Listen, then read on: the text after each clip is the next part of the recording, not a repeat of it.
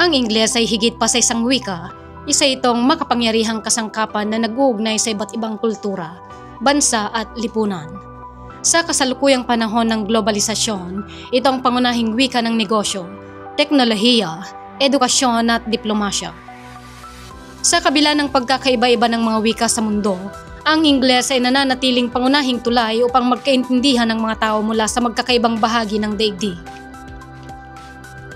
Sa videong ito ay tatalakayin natin ang 10 bansa na may pinakamaraming taong gumagamit ng Ingles batay sa dami ng mga taong nagsasalita nito at kung paano nagiging mahalaga ang wika sa kanilang pag-unlad at kontribusyon sa pandaigdigang komunidad. 10. Uganda. Sa Uganda, ang Ingles ay opisyal na wika at ginagamit ng halos 90% ng populasyon mula sa kabuuang 40 milyong katao. Bagamat may higit sa 40 lokal na wika sa bansa, ang Ingles ang pangunahing wika sa gobyerno, edukasyon at negosyo. Ang malawak na paggamit ng Ingles ay nakakatulong sa pagpapalakas ng ekonomiya ng Uganda at nagbibigay daan sa mga Ugandan na makipag-ugnayan sa mga international na merkado.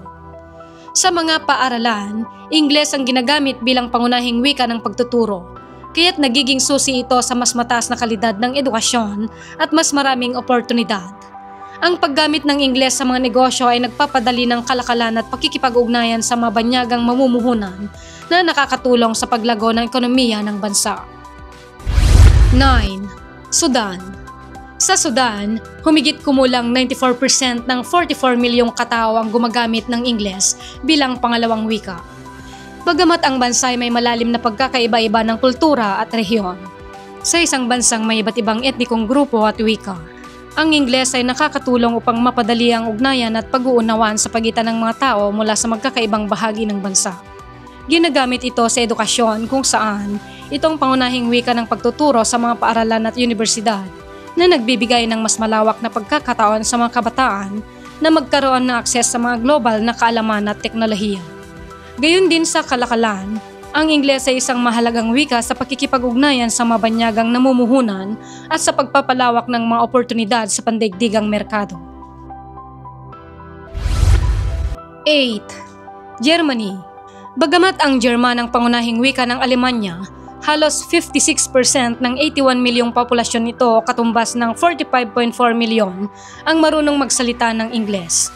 Sa isang bansang kilala sa teknolohiya, inobasyon at mataas na kalidad ng edukasyon, ang Ingles ay may mahalagang papel sa pagpapalawak ng mga oportunidad sa negosyo, turismo at edukasyon. Ang kasanayan sa Ingles ay nagbibigay sa mga Aleman ng kakayahang makipag-ugnayan sa iba't ibang bansa na tumutulong sa kanila na mapalakas ang kanilang koneksyon sa pandaigdigang merkado. Sa sektor ng negosyo, ang Ingles ay isang pangunahing wika ng komunikasyon, particular sa mga multinational na kumpanya at sa pakikipag-ugnayan sa mga international na kliyente at partners. Sa larangan ng turismo, ang Ingles ay ginagamit upang mapadali ang pagbisita ng mga banyagang turista na nag-aambag sa pag-unlad ng bansa. 7. United Kingdom. Ang United Kingdom na may populasyong 67 milyon ay ang pinagmulan ng wikang Ingles. Halos buong populasyon nito o 63 milyon ang nagsasalita ng Ingles bilang pangunahing wika. Sa kabila ng iba't ibang accent at dialect sa UK, ang Ingles ay nananatiling pundasyon ng kanilang pagkakakilanlan. Bukod sa kasaysayan at kultura, ang UK ay aktibong nag-aambag sa pagpapalaganap ng Ingles sa buong mundo, lalo na sa larangan ng edukasyon at negosyo. 6. Philippines.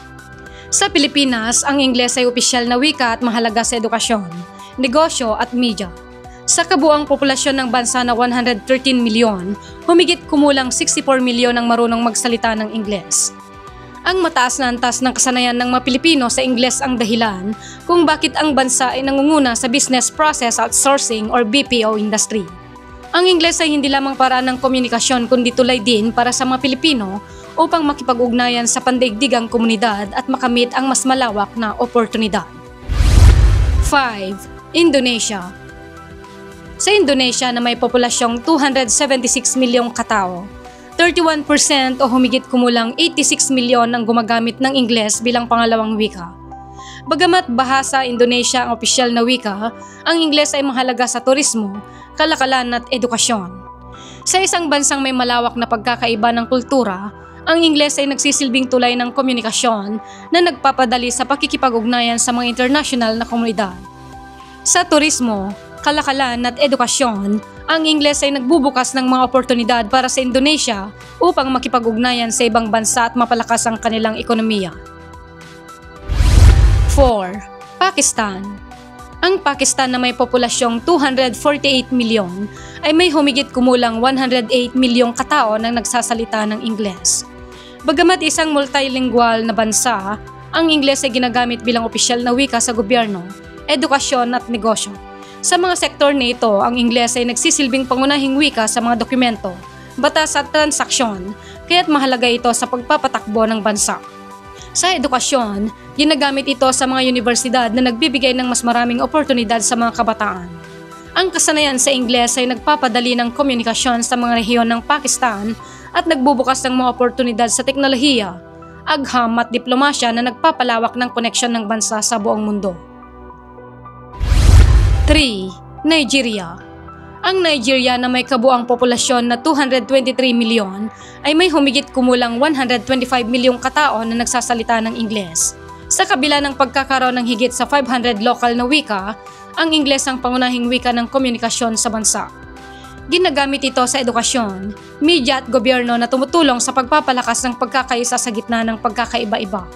Sa edukasyon, Ingles ang ginagamit sa mga paaralan at universidad, kaya't binibigyan nito ang mga kabataan ng mas maraming oportunidad.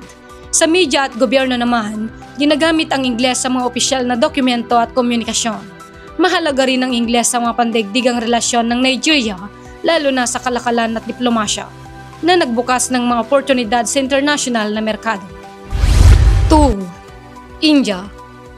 Bagamat hindi at iba pang lokal na wika ang pangunahing ginagamit sa India, 10.5% ng populasyon nito o humigit kumulang 128 milyon katao mula sa 1.22 bilyon ang nagsasalita ng Ingles. Ang Ingles ay mahalaga sa mga sektor ng IT, negosyo at edukasyon. Sa IT ay ginagamit ito sa technical na dokumentasyon at pakikipag-ugnayan sa international na kliyente.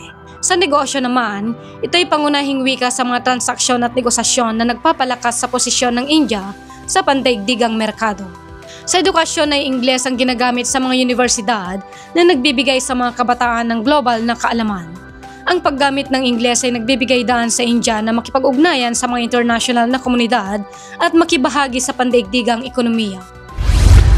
1. United States. Ang Estados Unidos ang may pinakamalaking populasyon ng mga nagsasalita ng Ingles na umaabot sa 316 milyon mula sa kabuang populasyon na 332 milyon katao. Ang Ingles ay hindi lamang isang wika ng komunikasyon, kundi bahagi ng kultura, ekonomiya at kasaysayan ng bansa.